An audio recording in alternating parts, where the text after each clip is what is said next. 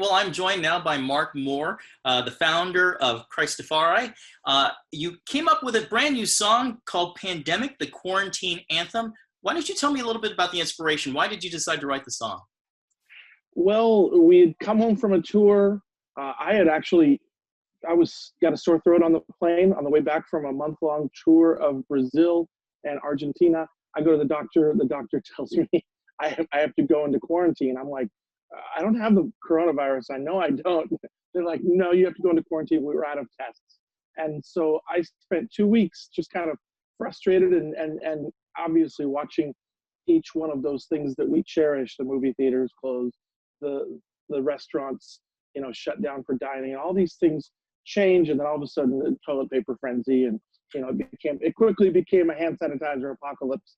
And so I obviously, just as a creative with the creator inside, I started writing this song, and this melody popped into my head. I forwarded it to our guitarist, who's right now stuck in Brazil. We have 4 band members still stuck there. We just started bouncing back tracks, and long story short, the whole concept of this kind of song that plays around with some of the memes, some of the TikToks, some of the things that people are talking about, even joking about from in the video, the running treadmill with oil on the wood floor, or different things like that, using toilet paper as currency.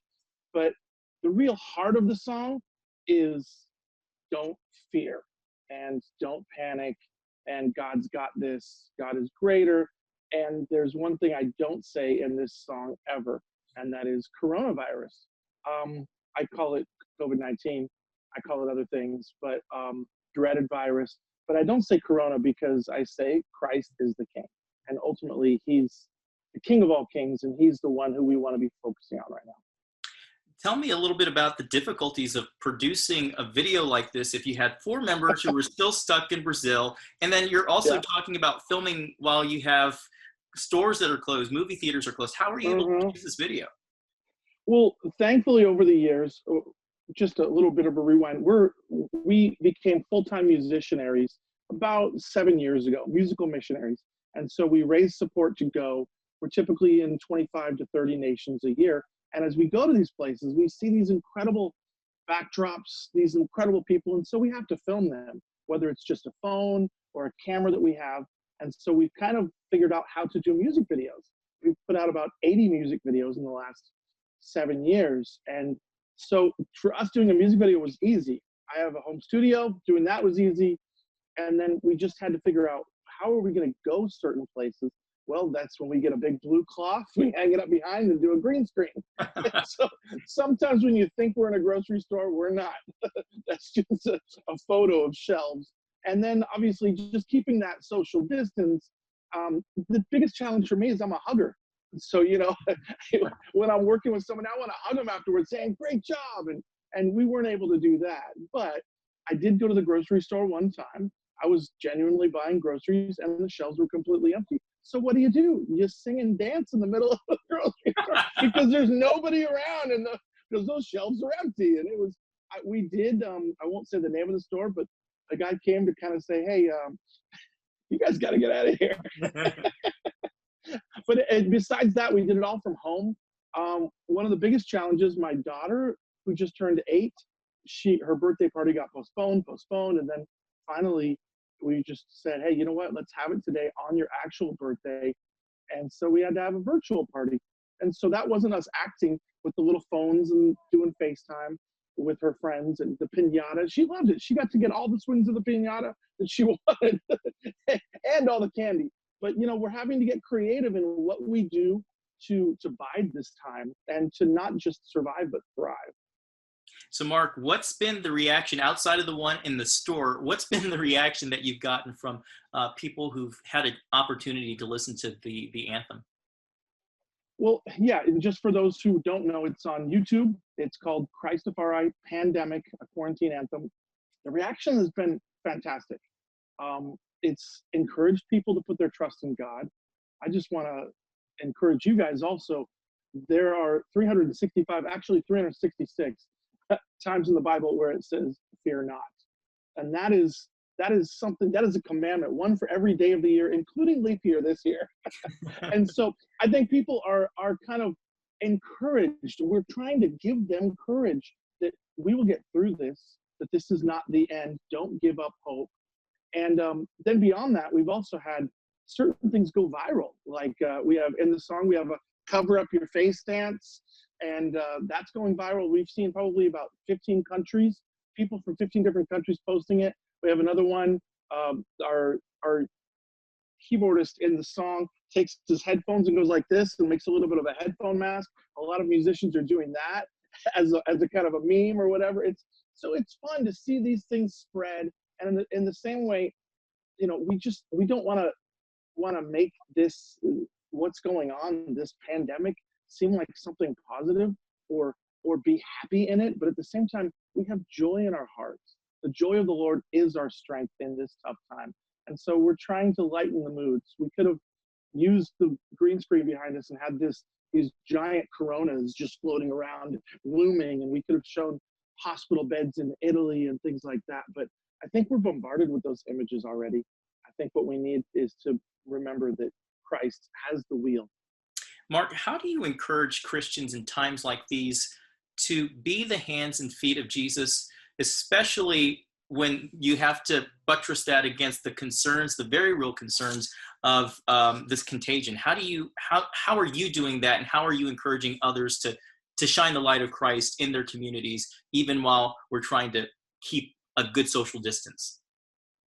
Well, I guess the same way that we're having this interview right now, there are so many things that are changing. Obviously, churches that did not have any sort of online presence are now going virtual. Churches that had an online presence are seeing double or triple or quadruple the attendance. One church that we're a part of just saw 3,000 people give their lives to Christ on one Sunday.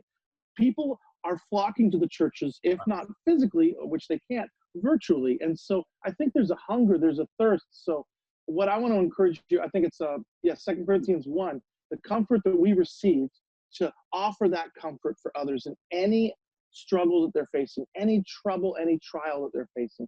And so I think to be that kind of hiding place, to be that shelter, to basically show that God has done this for us, and now let's pass that on. They talk about an R naught in the movie Contagion.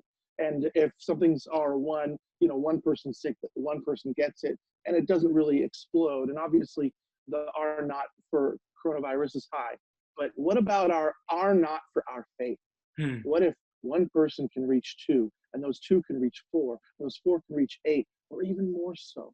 Exponential growth of faith. That's what I want you guys to be focused on. That's the contagion that really matters. Mark, I know on any typical routine, you'd be on tour again. So I guess this is a hard question to ask you, but what's next? I may not know what the future holds, but I know who holds the future. I'm supposed to be in Israel right now, going to Egypt next week. We're supposed to be in Italy right after that. We're supposed to be in 10 nations that we've already postponed. But God is in control. And, there was a time over the last year where I felt like God was saying, you know what, you need to have some downtime. You are pushing so hard. You're going, 30 nations a year. And so I'm just having to embrace this time and thrive in it. And I want to encourage you guys, as God has put the brakes on things, that this is not the end, that he has a plan for you. So what are you going to do in this time? Are you going to bloom where you're planted? Or are you just going to wilt away on the couch watching, binging on Netflix? I wouldn't encourage that. I would encourage you to get creative, and you have the creator inside. Use that creativity for the good. I want to see a lot of books written. I want to see a lot of movie treatments written, and in our case, music videos filmed in our garage. A time to be creative indeed. Hey, Mark, I feel like I'd be remiss if I didn't ask, is there anything that you would like to say or a prayer that you'd like to offer before we close? Definitely. I believe that God's got this, but as we're seeing right now in the media, things will likely get worse before they get better. And it's time for us to be a light, a city on a hilltop like never before. It's time for us to get creative. We're not supposed to hide this light under a bushel. and it's so hard to get it out, but you can through social media.